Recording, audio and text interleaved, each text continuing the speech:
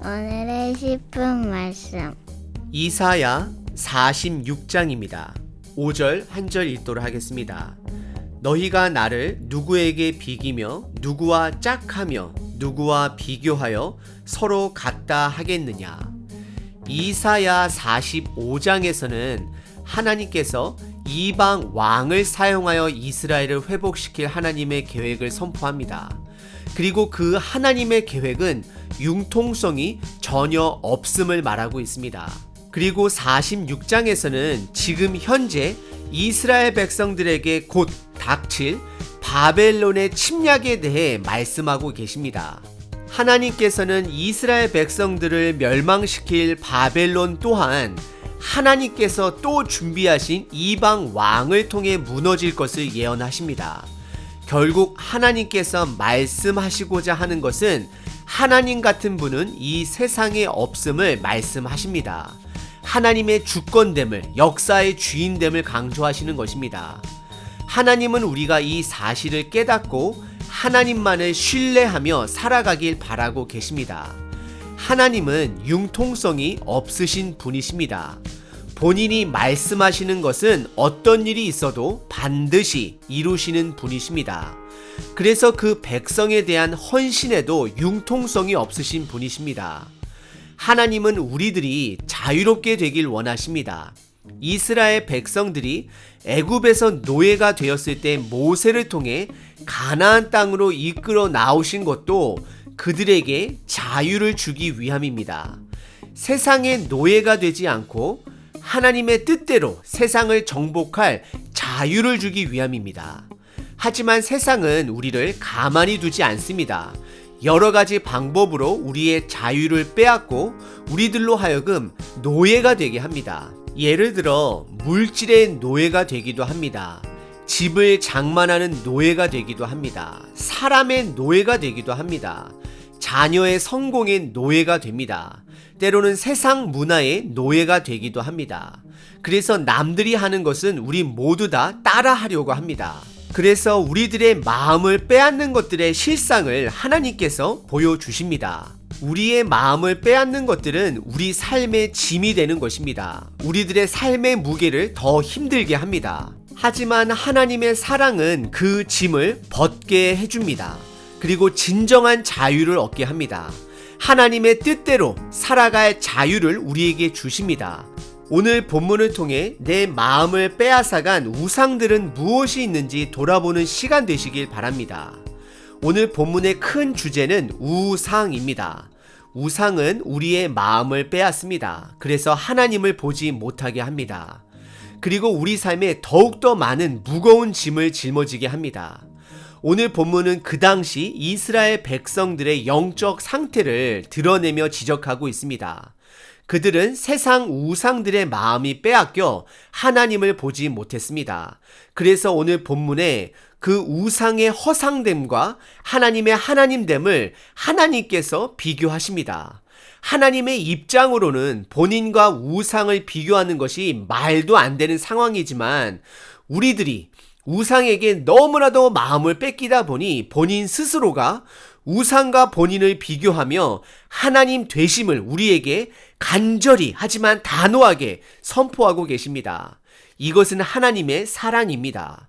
오늘 본문은 크게 세 부분으로 나눌 수 있습니다. 첫 번째는 짐이 되는 우상과 짐을 덜어주는 하나님을 비교합니다.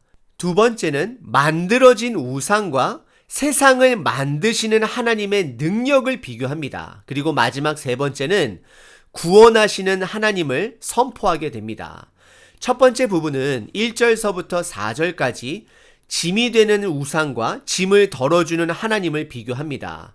우선 1절과 2절은 짐이 되는 우상들에 대해 설명하고 있습니다. 1절에 바벨론 나라의 두 우상의 이름이 거론됩니다. 하나는 벨이라고 하는 바벨론 도시의 수호신이고 또 다른 신 하나는 지식의 우상인 느보라는 이름을 가진 우상입니다. 그리고 참고로 지식의 신인 느보는 바벨론의 신 벨의 아들입니다. 그래서 그 당시 바벨론의 왕들의 이름들 앞에 느보라는 이름을 넣어 본인들을 신격화했습니다. 예를 들어 느보갓네살 왕이라든지 느보니두스라는 왕이 있었습니다. 성경은 이 대표적인 두 신이 엎드려졌고 구부러졌다 표현하며 그들의 멸망을 말하고 있습니다. 그리고 그들은 짐승과 가축에 실려 다니고 때로는 사람들이 메고 다니는 것으로 사람들을 피곤하게 한다 말합니다. 결국 사람들에게 짐이 되는 우상임을 성경은 드러냅니다. 그래서 2절에 그런 우상들은 결국 멸망당하게 될 것이다 말하고 있습니다. 그리고 하나님은 그 당시에 가장 강대국인 바벨론이 결국 페르시아 고레스 왕에게 파멸될 것을 예언하고 계십니다. 그러면서 3절과 4절에서는 짐을 덜어주시는 하나님을 선포합니다. 3절에 하나님은 이스라엘 백성들이 태어나기 전부터 그들을 돌봤고 안아주었다라고 어머니의 모습으로 표현하고 있습니다. 바벨론의 우상은 인간들 손에 만들어지고 인간과 짐승들의 짐이 되어 옮겨 다녔지만 하나님은 그들을 키웠고 안았고 보살폈다라고 성경은 표현합니다. 그리고 4절에서는 하나님의 융통성이 없는 그분의 헌신을 선포하고 계십니다. 너희가 노년에 이르기까지 내가 그리하겠고 백발이 되기까지 내가 너희를 품을 것이라.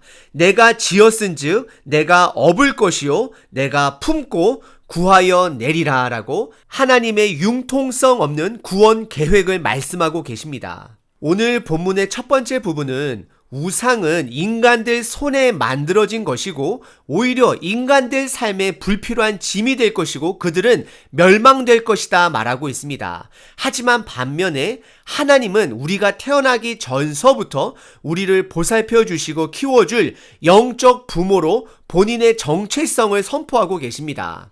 그리고 오늘 본문의 두 번째 부분은 5절서부터 11절까지 만들어진 우상과 만드시는 하나님의 능력을 비교합니다. 5절서부터 7절은 만들어진 신들과 그들의 무능력함을 드러내십니다. 5절 시작에 이스라엘 백성을 향하여 너희가 나를 누구에게 비기며 누구와 짝하며 누구와 비교하여 서로 같다 하겠느냐 그들에게 묻고 있습니다. 그러면서 6절서부터 본격적으로 우상들의 무능함을 드러내십니다. 6절에 그들이 경배하는 우상들은 사람인 도금장이를 통해 만들어진 우상임을 말하고 있고 7절에서는 아무 능력이 없는 그 우상에게 절을 하고 경배하는 그들의 헛된 모습을 지적하고 계십니다. 더 나아가 7절에서는 그들이 만든 우상에 그들이 기도하고 부르짖고 할지라도 그들을 구원하지 못함을 능력이 없음을 지적하십니다. 하지만 8절서부터 11절에서는 지음을 받은 우상과는 너무나도 다른 세상을 창조하신 하나님을 드러내십니다. 8절에 너희 패역한 자들아 이를 기억하고 마음에 두라 명령하십니다. 이것은 이스라엘 백성들을 향해 그들의 죄악된 마음을 지적하시는 것입니다. 9절에 그들의 선조들에게 하나님이 행하셨던 수많은 그분의 일을 기억해야 함을 명령합니다. 예를 들어 홍해를 건넜던 사건, 사망에서 그들을 불기둥 구름기둥으로 보호하시고 만나로 먹이셨던 하나님의 그 역사, 약속대로 신실하게 가나안 땅으로 인도하신 하나님을 기억해야 됨을 말하고 있습니다. 하나님은 스스로 본인과 같은 신은 없다 말씀하시며 본인의 유일성을 강조하십니다. 그리고 10절서부터는 태초부터 일어나지 않은 일들을 계획하시고 우리들에게 알려주시고 하나님의 뜻을 신실하게 이루어 가실 분이라는 것을 선포하십니다. 그리고 11절에서는 한 가지 예로 바벨론을 멸망시킬 하나님의 계획은 페르시아의 고레스 왕임을 표현하고 있습니다. 내가 동쪽에서 사나운 날 짐승을 부르며 그 먼 이방 나라를 통해 하나님의 뜻을 이루시겠다 말씀하십니다. 여기서 말하는 동쪽의 사나운 짐승의 이 나라는 바로 페르시아의 고레스 왕을 말하는 것입니다. 그리고 이어서 하나님께서는 반드시 이룰 것이고 계획하였은즉 반드시 시행하신다 성경에서 말씀하십니다. 하나님은 융통성이 없으십니다. 그리고 그것은 우리에게 축복입니다. 하나님은 말씀하시는 것은 반드시 이루십니다. 그래서 우리를 향한 그분의 사랑과 헌신에도 융통성이 없으신 분이십니다.